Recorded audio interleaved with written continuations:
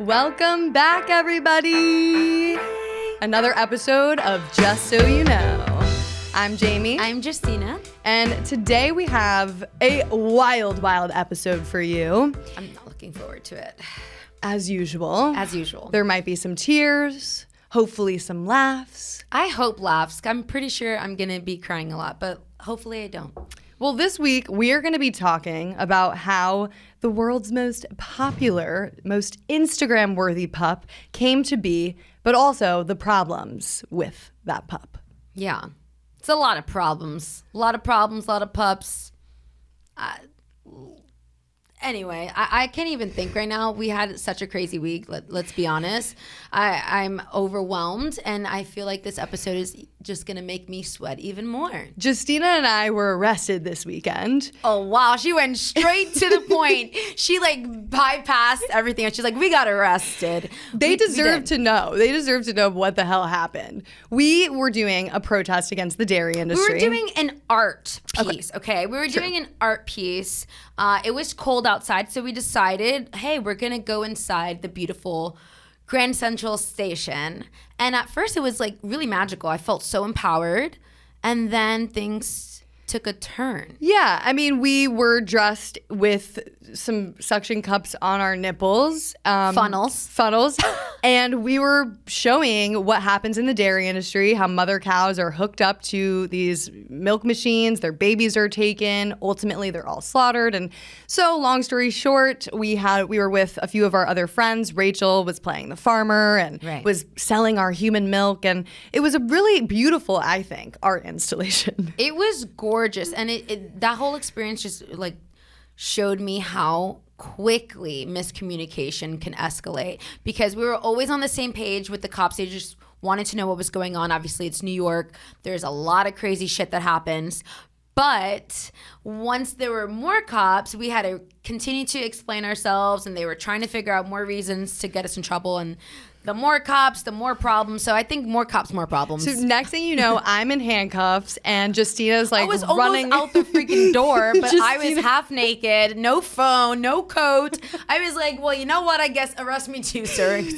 So they throw her ass in the cell with me. Yeah. And the two of us are sitting behind the cell. We're trying to outreach the cops. We're like, so how do you feel about the dairy industry? And they were actually on our side. They're like, just so you know. And we're like, that's our podcast.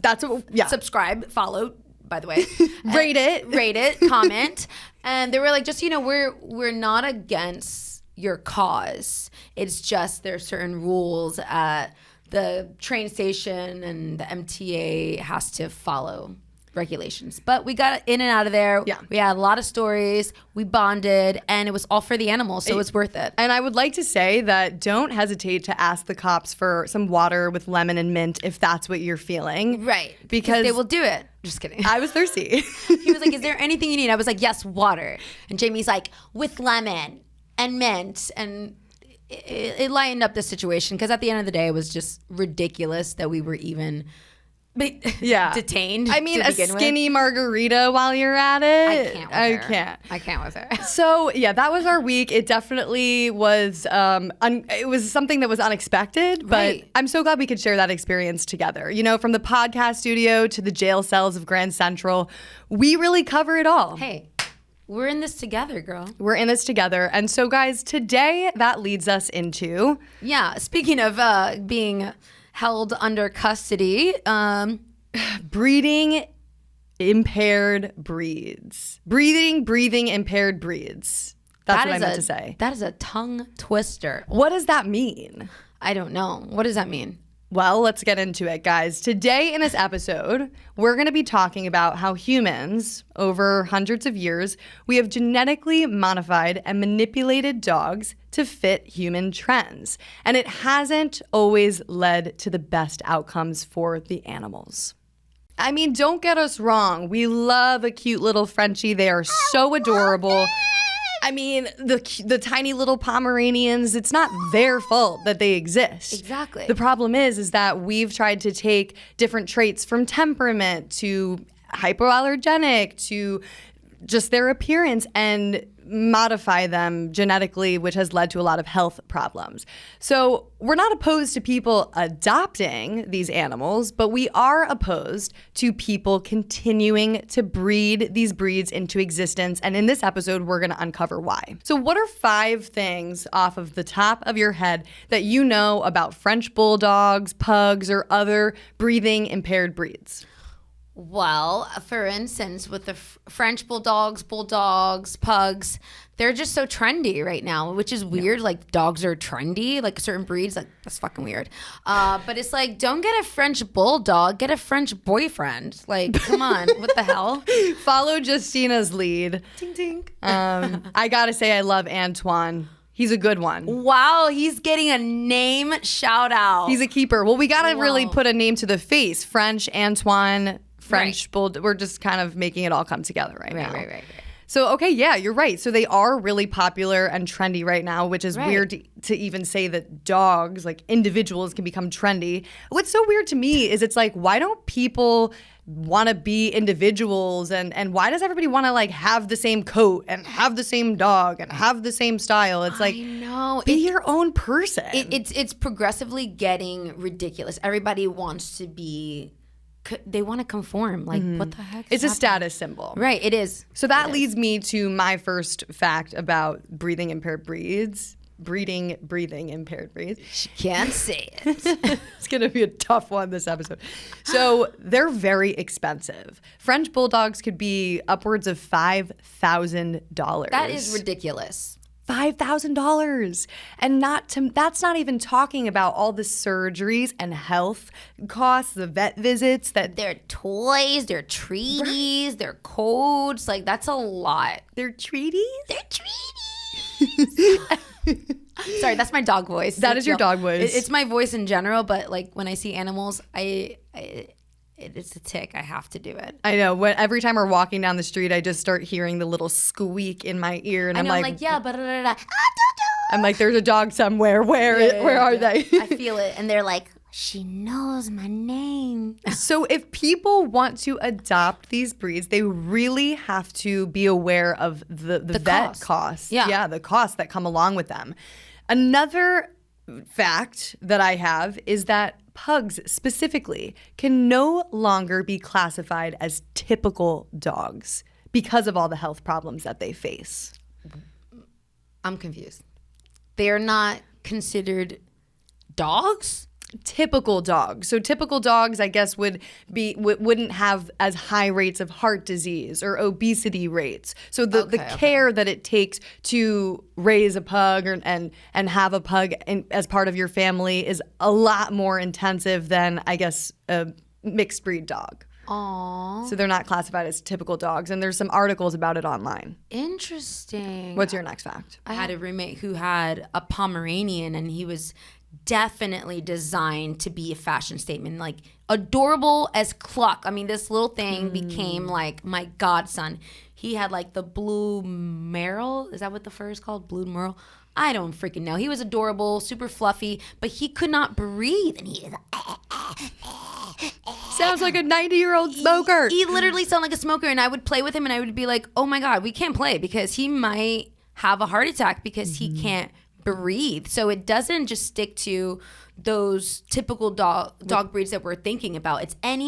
It could be any dog breed that is designed specifically to match our aesthetics. And like super genetically modified. Right. It's insane. So the average lifespan of an English bulldog is about 6 years. What? Only 6 years? That's crazy. Because the flat face, that's when they're out in the heat, any sort of running, fetch, any sort of normal behavior that gives dogs a quality of life, they have trouble engaging with. That's so sad. That leads me to another fact that I know is like, I used to dog walk. For a couple years back in the day. It was the best job ever. I remember the bulldogs I used to walk. There was this one in particular, I can't remember his name, but he didn't only have breathing issues. He just had sinus issues in general, and he had to have so many medications, and I used to fight the owner. It was like, what the heck are you doing? Change his diet. But like they were like, it's his breed. He had gunk in his eyes. He had cataracts. It was just his whole sinus passageways, his ears, his eyes, his nose. The poor thing was struggling. We're breeding them to suffer. It's Yeah. totally, I mean, so bulldogs, another fact that I have is bulldogs can't have babies on their own, so we have to give them C-sections. And Frenchies. Oh no. They can't even mate on their own. That's weird. That means like they're not supposed to be here. They're not supposed to be here. I don't know, like what? That was good. We can write a song on that. Yeah. Well, that is a song. There's some really sick exposés that show breeders who jerk these dogs off, collect the semen, and sexually assault. I mean, that is what it is. The dogs to impregnate them. And you hear Twisted. them cry, and no. and it just kind of goes to show that no matter if it's a puppy mill where these dogs are kept on cages and cages and cages in basements or backyard, it doesn't matter. Even if it's a small breeder that has only a few dogs, it's still sexual assault. Oh my God, that really pisses me off because like I totally, growing up, I had my mom bought a toy Shih Tzu for us, and it was from a breeder. So, and I can't even imagine because they were like, oh, no worries. There's going to be another litter if you don't find the one. And I'm like, how do you know that there's going to be another litter? Like I chose to make sure that my dog, she didn't get neutered. I didn't want her to even have babies. So she never had babies because for me, I thought it was selfish to like want to like get her pregnant and like to give away her babies. No, like, you should not be breeding more dogs into existence when there's Right. millions in shelters. And yeah, it's like breeders, back off. Leave dogs' genitals and private parts alone. I know, that's so weird. Yeah, so let's not support them and give them our money, right? I know. So that kind of brings us into the next section that we want to really talk about. So what is the problem? What is the overarching problem here, and why should we care about this issue? Right. So we have over 6 million animals in shelters right now at this very moment. That's a lot of animals. So we have over 6 million in shelters right now, yet we keep breeding more. And not only are we breeding more, but we're breeding more animals into existence that have severe health problems. The flat faces, the modifying the size of their bodies. Yeah. So selfish. It just always boils down to us being selfish. Well, it absolutely is selfish because think about it. Why are the breeders continuing to do this? Money. Thank you. It's always about money. So they're breeding them into existence to either sell them, show them at different dog shows, and ultimately they'll sometimes keep some of those dogs to then breed a new litter that has some of the traits of those dogs that they want. You know, when we look at French bulldogs or bulldogs or some of these breathing impaired breeds, it's not like the two Frenchies are madly in love, sharing a long spaghetti with vegan meatballs and slurping it like you see in 101 Dalmatians or Lady and the Tramp. Tramp. Get it right. I almost had it. But it's not like a love story Right. here. It's the breeders are sticking their hands in genitals and then taking semen and putting it in dogs' vaginas. So weird. I'm sorry. I have to say it. We have to say it. This is what happens. It's the truth. It's the truth, but it's so freaking weird. I'm going to be honest with you guys. I've been wanting a dog, and I always want to get a dog from the shelter. But like I said, I had a Shih Tzu growing up, and I was like, I really want a Shih Tzu. And I freaking followed a breeder. I followed a breeder, and I was looking at the dogs because one of their little reels came on my Explore page, and I was like, what the heck?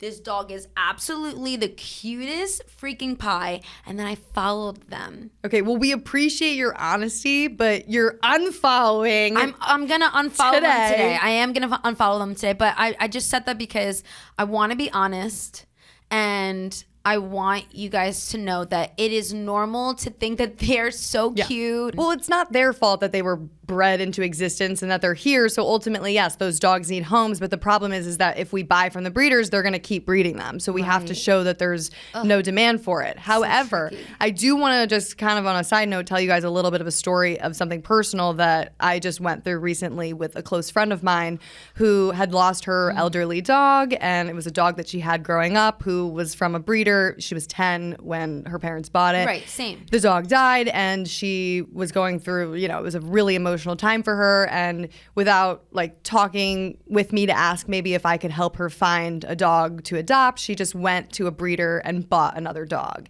And this is somebody that I considered to be like my best friend, somebody that I'm super close to. So when I'm starting to see on her story this like new Havanese pup, that's so cute. So cute. Don't get me wrong. Havanese. But then she was like trying to hide it, and I was like, where did you get that dog? And she's like, Jamie's like, where did you get that dog?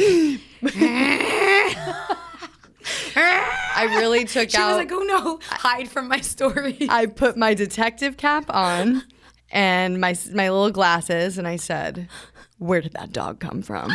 And she said it was from a breeder in Long Island. She didn't lie, which I appreciate. And I just said, listen, you are ultimately going to make your own decisions. It's your life. But Right. I think it's important that you are informed of what happens with these dogs and their mothers. Their mothers, your dog's mother, is sitting in a cage right now, getting assaulted every couple of weeks, having puppies, having her puppies taken away from them and sold off. That is what happens. And now she doesn't want to talk to me, doesn't want anything to do with me because I called her out on it and spoke up about it. And so that's like a personal thing. So yeah, it's really frustrating because it's like, it seems so obvious. It's like the trend is adopt, don't shop. And Right. then all of a sudden you have people that want a specific breed. And instead of just like going on Pet Finder and finding a breed to adopt, they support these breeders, which it's a cycle. Ridiculous. And then it creates this problem of now we're breeding these puppies into existence that have flat faces and health problems that can't breathe properly, and we're breeding them just because we want them. Right.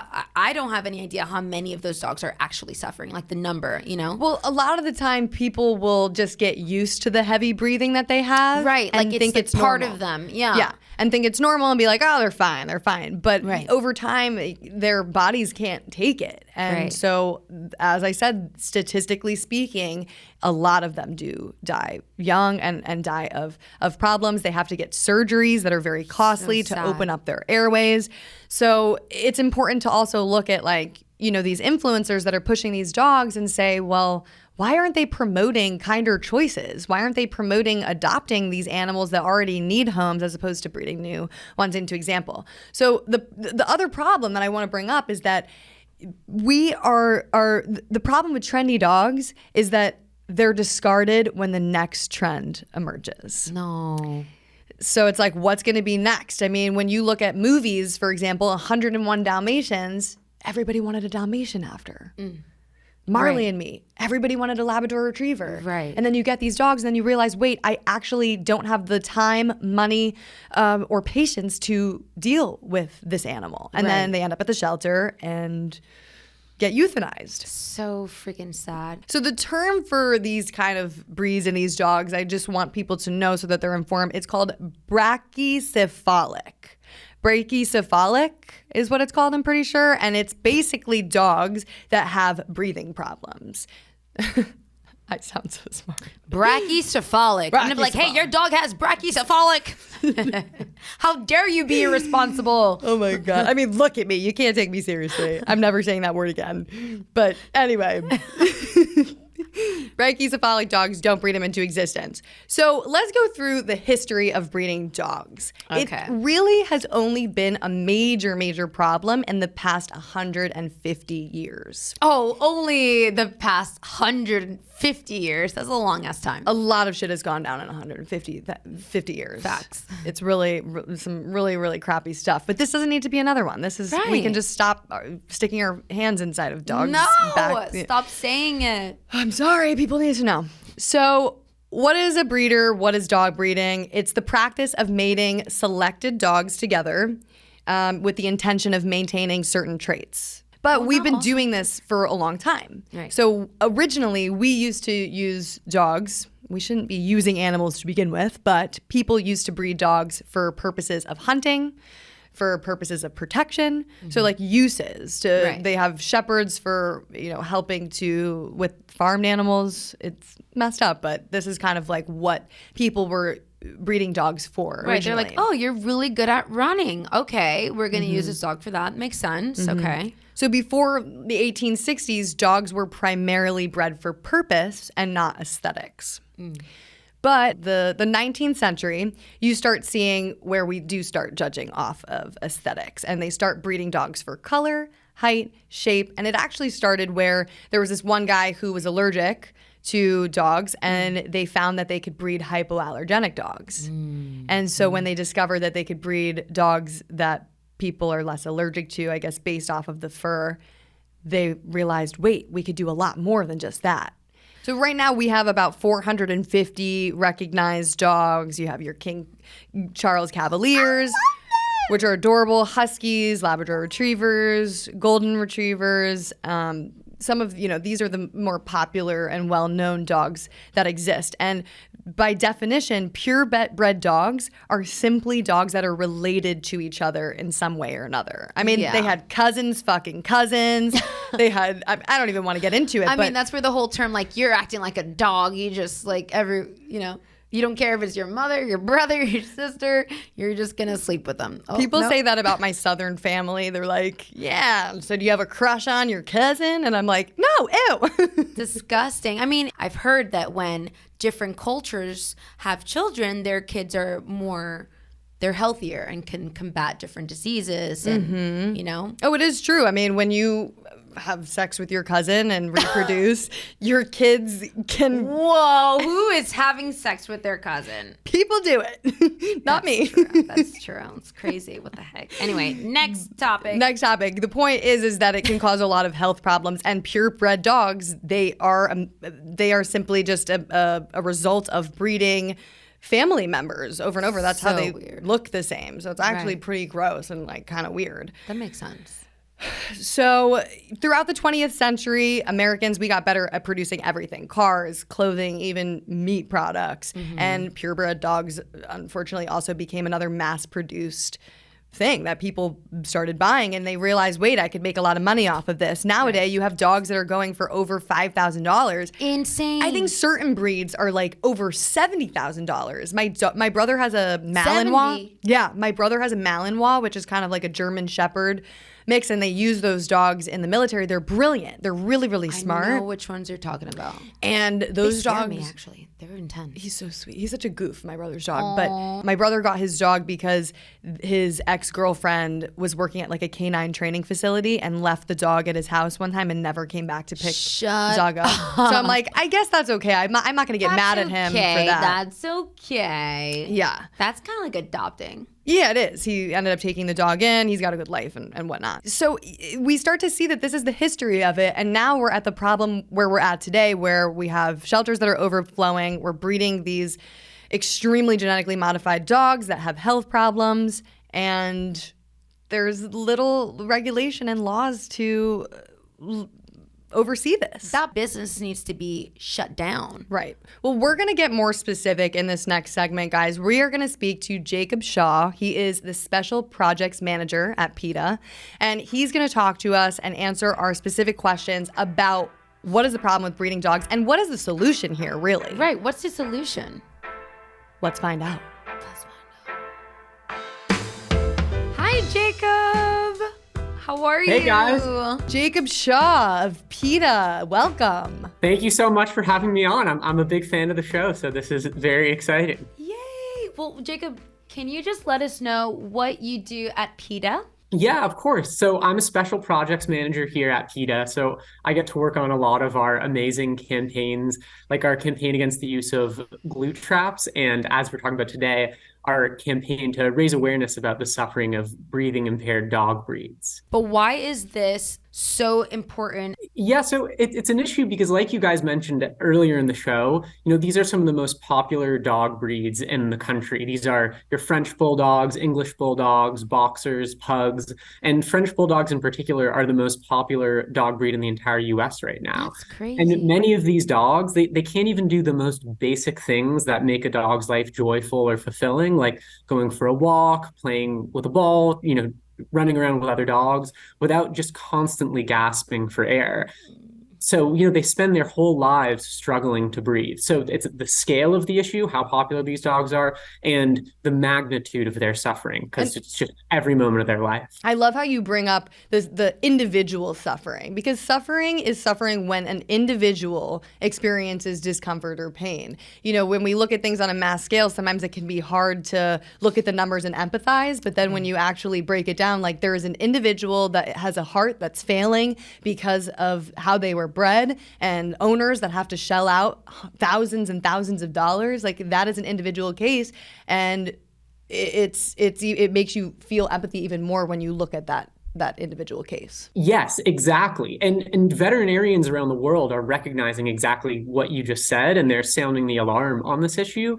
And many countries like Austria, Germany, and the Netherlands have actually restricted or banned the breeding of breathing impaired breeds, which Oh, they call wow. torture breeding. And the reason they use this phrase torture breeding is because these are dogs who have been intentionally bred to have deformities so that their snout is pushed so far back against their skull that there isn't enough space to accommodate their normal anatomical features. And so the reason we say breathing impaired is many of these dogs have something called brachycephalic obstructive airway syndrome. You said it really well, Jacob. Oh, And are you thank saying you. that? I have a lot of practice Are saying you that. saying that I didn't say it I well? didn't say that. Can we get a You both did a great rewind? job. Continue. Oh, of course. And so brachycephaly is really the condition of having this flat face or this short snout.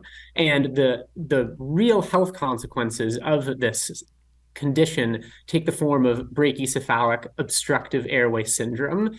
And the things that really define brachycephalic obstructive airway syndrome, there's two things. One is stenotic nares. It's a fancy way of saying narrow nostrils. And the second is that they have an elongated soft palate, which means that there's too much tissue in their mouth basically that's blocking part of their windpipe, making it difficult for them to breathe. And that's why for so many of these dogs, breathing through their nose and their throat is like sucking air through a straw. It's just horrible. Horrible. And on top of that, a lot of those breeds, people love to overfeed them and make them even like really, really big. And so it makes the issue even worse. It's So, crazy. what would you say to somebody that would say, well, wouldn't they just not exist? Well, that's a good point. I mean, what you brought up earlier about how these dogs just can't even reproduce naturally. I mean, they only exist because breeders are literally artificially inseminating them. And the majority of these dogs, the majority of French bulldogs, are birthed via C-section because their heads are too large to fit through their narrow hips, again, because of the way that they've been bred to have these exaggerated features. So the root of the problem really is breeding, but there is a clear path and an easy solution to preventing this suffering, which is we just need to stop breeding, buying, or selling breathing impaired dog breeds. Or promoting, I'm sorry, promoting breathing impaired dog breeds. Because that's a huge part of it as well, as you mentioned, how these dogs are represented in pop culture, driving in popularity. Right. They're even like mascots and stuff. But this is kind of a segue question. So we're saying like they probably wouldn't exist. So where did the first ones come from? Like how did they even like So breeders select for the specific traits that they're trying to make sure are passed down to the next litter. So what's so terrible in this instance is they're actually selecting for the most unhealthy traits, things that literally are deformities, like these flattened faces. Okay. So if you look at photos of a lot of breeds from 50 or 60 years ago, their skull shape is not nearly as exaggerated as it is now. It's Right. only because they're just making their face more and more flat to fit this arbitrary aesthetic preference that some people have. That's true. When you look at pictures, like, yeah, the breeds definitely, you see the evolution, and it's not by natural selection, it's by us. It's from sleeping with cousins. And so when we look at breeders, I think a lot of people will say, well, I got my dog from a responsible breeder. Right. Is there such thing as a responsible breeder? There is no such thing as a responsible breeder. So I'm glad you brought that up. I mean, the breeding industry is largely responsible for the dog and cat overpopulation crisis and the resulting suffering and homelessness of millions of animals every year. And there are sweet adoptable dogs sitting in shelters all over the country. And every time breeders bring new litters into the world, they're essentially sentencing the dogs in shelter to death because there's just no way those dogs are going to be adopted when breeders are out here trying to market their purebred dogs, which, as you mentioned, they're just inbred dogs. Purebred means inbred, and it's just as bad of an idea for dogs as it is for humans. They're just trying to market their dogs as superior merchandise and making it so much harder for dogs in shelters to ever find a loving home. You're right. And I actually never really thought about it like that. Like, these breeders are sentencing these dogs in the shelters to death. Mm-hmm. And of course, generally speaking, I think that there is a really big stereotype and misconception that shelter animals and pets have behavioral issues, or that they are aggressive, or that you can't adopt a puppy, or there's all these stereotypes, which it's so untrue. No, it's not true. You can definitely adopt a puppy at a shelter. So Jacob, what is your stance, or what is PETA's stance on pet ownership? Yeah, so as I mentioned earlier, there are just millions of dogs and cats who are in need of a loving home right now. So we encourage everyone who has the time and patience and resources to add a dog or cat to their family to adopt a dog or cat from an open admission shelter, and there are open admission shelters all over the country. We're really focused on campaigning against people buying dogs from breeders or pet stores because, for all the reasons we just discussed, it's just such a cruel industry.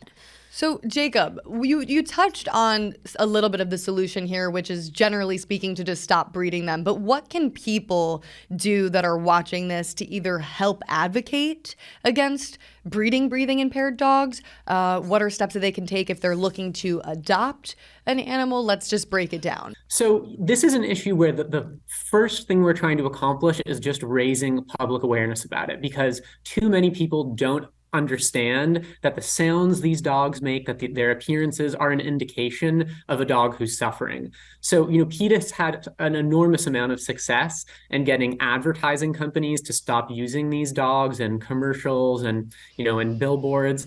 And we recently had Rite Aid agree to stop using breathing impaired dog breeds on greeting cards across their stores.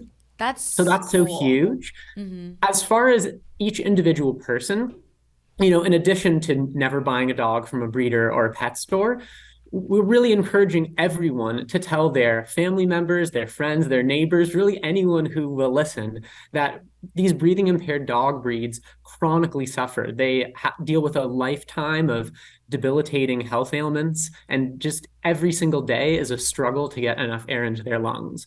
So the number one priority is just raising public awareness about this, making sure that people know that there is nothing cute about a dog who's snorting and wheezing. You would never think that a human, on a ventilator in a hospital who's struggling to get air in their lungs is cute. So why do we think it's cute when that's the case with the dog? Right. Are there sites, like if someone wanted to get a French Bulldog but wanted to adopt and rescue, are there sites? Yes. So there's a website called Pet Finder where you can look for specific breeds of dogs at shelters in your area. But really, we encourage people to, see dogs as the individuals that they are. Every dog and every animal is someone with their own personality, their own desires, the things that they like, that they don't like. And you guys both know this from spending time with dogs. So, just if you know that you have the capacity to add a dog or a cat to your family, go to a shelter, meet the dogs there and see them for who they are, not just with what breed they are. And also, don't get a dog just because you want to for yourself. I think it can be a very selfish decision. Like, I need this breed, I want this dog, and it becomes all about you, right? As opposed to the life that Companionship. the companionship, the life that you're going to spend with another living being, you know? Yeah. And so I think another great thing would be to foster. Oh, I was just going to say, you know, I think it's just wonderful that you're fostering dogs. That's such a beautiful thing to do. But just to really make sure that we're getting the point across about the problem with breeders in this situation is that the breeding industry is really just big business. Right. You know, as long as there's money to be made in buying, selling, showing, and breeding dogs, breeders will continue to breed dogs because they really don't care about how much they cause the dogs to suffer. They just care about making a profit and lining their pockets. So that's really the reason why they're selling dogs as merchandise, effectively, as status symbols rather than individuals. So when you see people on social media with their French bulldogs, they're parading this living, feeling being around like they're a Gucci bag or a Rolex watch. And in 2023, we know so much about dogs. 2024. 2024. Thank you. See, that's what happens when you better know. We better know now. If you didn't know in 2023, you better know in 2024.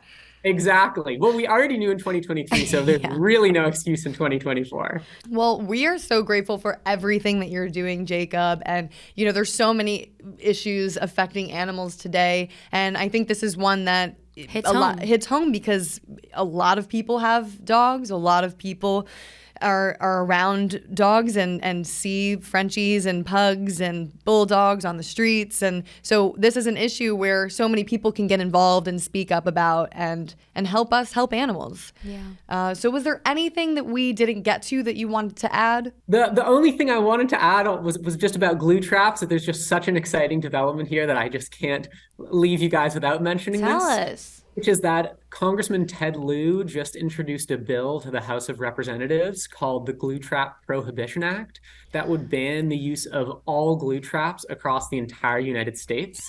So, you know, anyone who is opposed to animal suffering, which should be everyone for the record, should call their member of Congress and encourage them to co-sponsor the Glue Trap Prohibition Act so we can once and for all make these medieval torture devices a thing of the past. Thank you, thank you, thank you. Perfect call to action, guys. Well, thank you so much, Jacob. And we're really grateful that you were able to make the time to come on today. Thank you both. This has been awesome. Have a great day. Well, I'm so glad that we got to talk about this issue because being that French bulldogs are some of the most popular, they are the most popular. It's the most popular. That's crazy. I never thought about getting a French bulldog. No offense. It's a pressing issue facing dogs today. And so now you guys are more aware of what is going on surrounding these popular dog breeds. And if you guys have stories about how maybe your dog was facing breathing problems due to their breed, we'd love to hear your stories and hear what you've had to go through because of how humans have bred them. And those are the obvious ones, and they're the most trending ones. But if there are other breeds and you have a dog that's also suffering from certain issues, please let us know so we can continue to create more awareness. Absolutely. Well, thank you guys so much for watching. Please rate, like, subscribe to this podcast. Comment, let us know if you loved it, if you hated it. Keep sharing it. And I didn't cry today. What the heck? I failed. I'm so happy. I thought you were going to cry at the part where I was talking about where they sexually assault them. I just blocked it out because I don't think I would cry. I would throw this microphone across the fucking room. It's angry, yeah. It's an angry feeling. But you know where to find us. I'm at It's Jamie's Corner. And I'm at Justina.Justina. Definitely go follow PETA, and we'll be back next week. We'll be back. We'll be back. We'll be back.